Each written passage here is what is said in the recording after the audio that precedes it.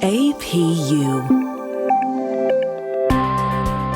American Public University is proud to present Leading Forward.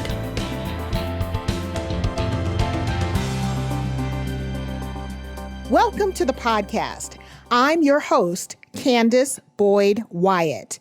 The goal of this podcast is to highlight our local heroes in our community who are champions of important issues affecting us all on a national and international scale. Today, we're going to add to that very important discussion happening both nationally and internationally regarding the importance of dream building and creating a vision. So today, my guest is Mr. Bill Brown, who is a global speaker and the founder of Vision Builders, a think tank and also a digital footprint company providing tangible methods to build and realize dreams. Mr. Brown, welcome and thank you for joining me. Good morning, Kandis, and thank you for having me. I appreciate being here. The pleasure is all mine, Will. So let's talk about dreaming and vision building. There are so many people out there right now that are changing course and charting a new path, which requires the ability to dream big. So can you start by telling us a little bit about yourself and the importance of dreaming? I love answering that question because that wasn't something that I was trained to do as a child. You know, I came from a very poor family in the Bronx, a family of 9. I'm the middle child. All the stories that you hear about the middle child is very true. But I've lost a couple of brothers, one to drugs, one to prison, and I was the next brother in line. And I wanted to be different, and I wanted my younger brother to follow a different path. So for me, I hit the streets for a while. I did the street stuff. I did the wheeling and dealing. I won't go into that. I kind of like to glorify it. But at some point, I realized I had a gift in music. I went into the music business. I worked with some popular groups at the time, and I started to realize that they were broke, and the people that were running the business had the money, the managers, the producers. And after watching some of this happen, I said, I don't want to be on stage. I want to do what these guys are doing, because these are the guys that are driving the cars and living the good life. And that's what created my love for business and learning how business worked. I started studying, at the time there was no Google and stuff, but I started studying law books. I started looking up things about business and how business worked. And that's what made me fall in love with business. And from that point, I began to mentor every group I would work with on how to be paid correctly. The different ways of being paid in the industry was not just going on stage and doing shows, but publishing, royalties. And I began to mentor groups, and some of these people are still in my life to this day because I've helped them navigate through the business correctly. From that point, I began to pastor a church for a while, and I did that, and I used that more as a mentoring platform. Right now, I'm involved with 1130 Entertainment, which I have an actress who was in the Temptations musical on Broadway. She's the dance captain. Her department just won a Tony. I have an actor, Michael, who's just before the shutdown was really starting to take off on a lot of TV shows and movies. I have the food pantry and the ministry in the food pantry. We feed a couple of hundred families every week. Live Unique is a salon and spa that I just became a partner with a year ago. You met me through Lindsay, and that's our staffing company. And I have a real estate. So I have my hands very full. I love business. I love investing in people and their visions and just taking a little piece of it. And this is who I am. This is what I do. I want to be like the serial entrepreneur. I love doing it. Wow. Will, I'm just so impressed. I mean, your background is so diverse, and it just sounds like anything that you have put your mind to, you have achieved. So from the entertainment business to ministry to helping out the community, it just sounds like whatever you've set your mind to doing, you've been able to do. So what stimulates you to keep learning and to keep doing more? I have a saying that I stand by all the time in my sessions. If you're not growing, you're dying. I'm a late bloomer. I didn't get into this young because I didn't have the resources. So I had to learn by, trial and error and bumps and bruises. What keeps me going is I don't like being broke, number one. Number two, I like winning. Winning for me is just not me winning, but if the people I work with win. Just a side journey to make my point. My youngest son, he just turned 30. I beat and built so much of this into him that by the time he was 19, 20, he had gone into the Marines. He had 2 meritorious promotions. He did only a 4-year run, and he came out as a decorated sergeant. He went straight to college. He got his degree in finance, and he's working with Fidelity. And this is the kind of thing that gets me excited. How can I help somebody get from point A to point B and win? And that's encouraged me now that even at the age that I should be retired, that I feel like I want to do more and more and more. That motivates me. I like winning. I think we all do. But I think, like you said, sometimes learning that path or learning what you need to do to win is sometimes a challenge for some people. So in a perfect world, what type of trainings or certifications would enable people to live their best life and to achieve their dreams and goals? I was anticipating and hoping for a question like this. My answer is going to be very non-conventional. In a perfect world, there would be no certifications. When you think about it, this is something people created to kind of gauge you and put you in boxes. Bill Gates didn't finish college. Steve Jobs didn't finish college. Thomas Edison, I think, didn't even make it to high school. Dreams and visions that are born in a person are pursued. And then if they're pursued vigorously, they become realities. So I'm not against higher education. My point is, I don't like people telling me you can only go this far. I have people that I teach that have masters and doctorates, and I have an associate's degree. So I say the more you know about what you do, the better you are at it. But I don't think certificates and certifications should define how far you can go and how powerful you are. I don't like labels like that stuck on people.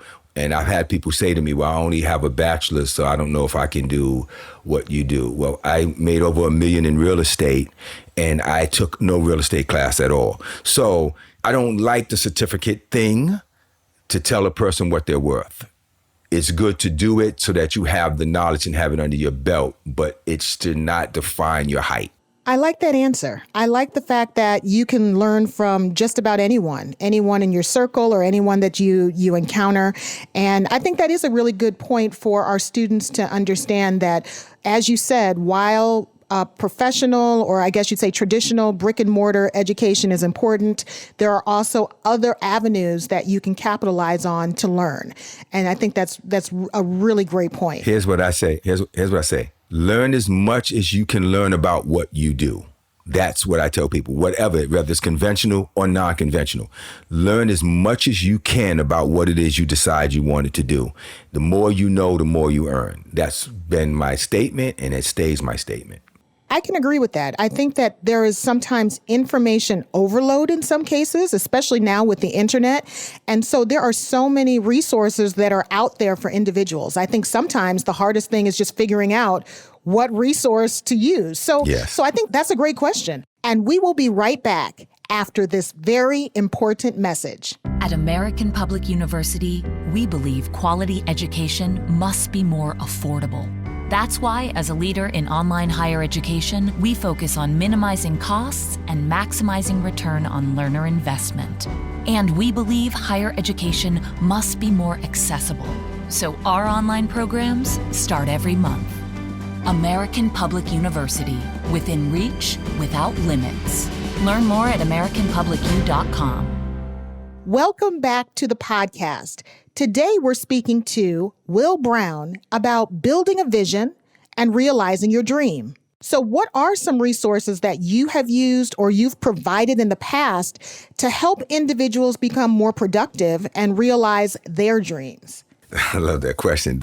That's a two-phase question, right? Because I'm old enough to remember there was no Google and no internet. And then I had the library. But I tell people all the time, Google this, look this up. Don't come to me and ask me, how do I do this? How do I fix this? Without you first doing all the research you can. Resources are so available now. I've learned how to fix appliances and do construction, and most of the stuff I learned in terms of contracting and doing contraction work on houses when I would buy them and flip them. I learned that through just Google and stuff. But before Google was big, they used to have these Saturday morning classes at Home Depot, and I would go to them. I'm not a big book person. I'm not against it. It's just that I learn better visually. And if I'm watching something, I learn that way. There are people, they can sit down and they can read a book and they can get everything. I start to see a bunch of words after a while. But if you sit there and show me at one time, I'll figure it out.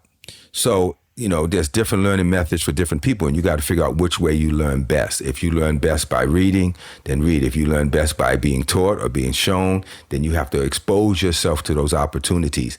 And they're out there. And like you said, now with the internet, they're there. So all you have to do is expose yourself and continue to expose yourself until it becomes your second language.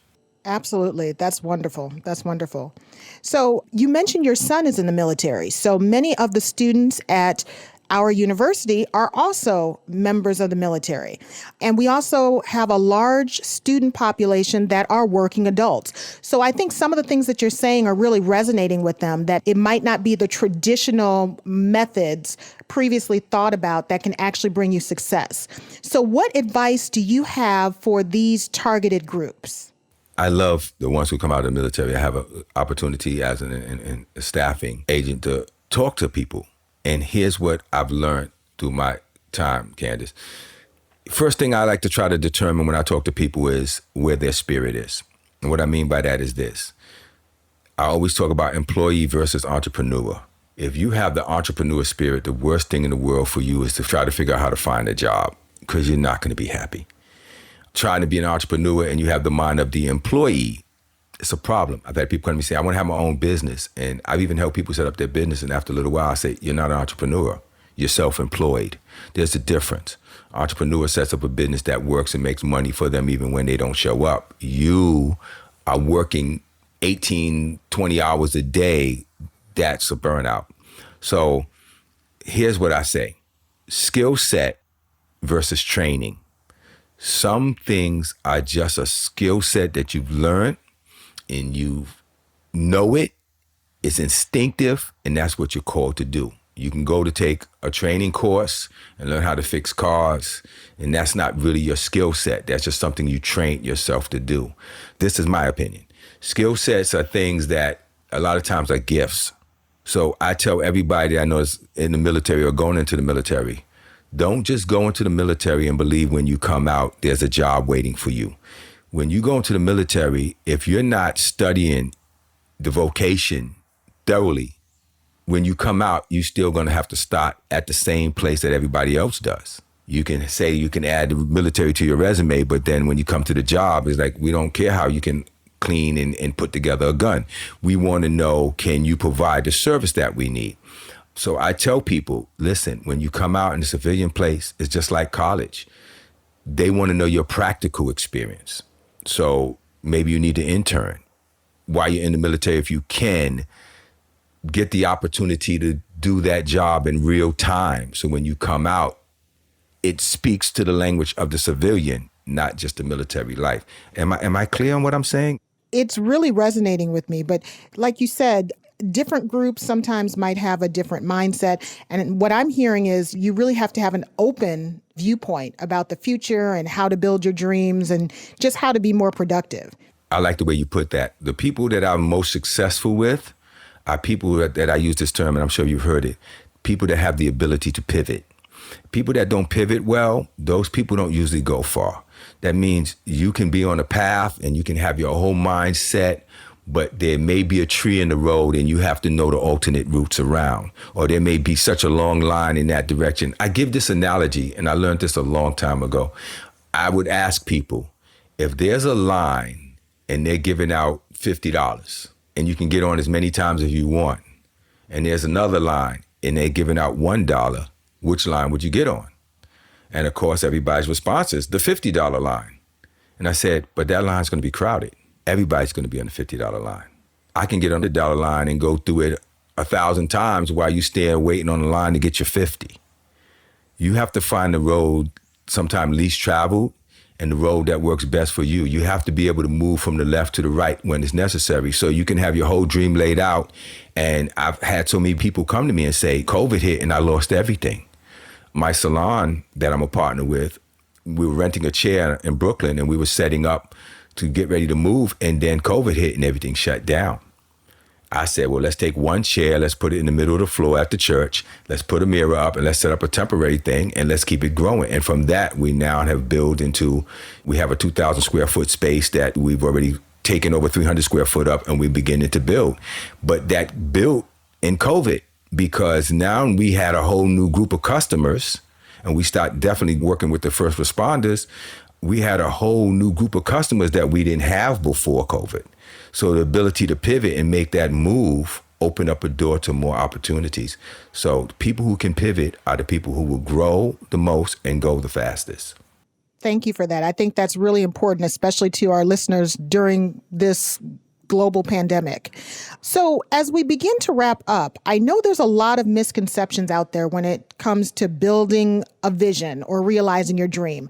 I've heard of writing your dream down or coming up with 3 steps every day that you're going to do to build your vision, or even having a vision board. So given all of the different versions and suggestions out there, what do you suggest for people to start building their vision and to realizing their dream? Okay, that's a good question. I want to reiterate, there's a difference in my mind between a vision and a dream, and we use the words interchangeably, and I don't think that that's correct. Again, my opinion. Mm-hmm. Dreams are inspiration. Dreams can come to you if you're a spiritual person. I'm a believer in God, that God gives everybody dreams. Everybody has the capacity to have some kind of dream about what they want to be and where they want to go. That to me is not a vision. That's a dream. The problem with dreams is you wake up from them. You can have them and they can be great, and then the alarm clock rings and it's over. What I'm calling the alarm clock is life. When life hits that dream and realities of struggle hit that dream, a lot of times people throw that dream right away. That dream fades away just as easy as you waking up in the morning.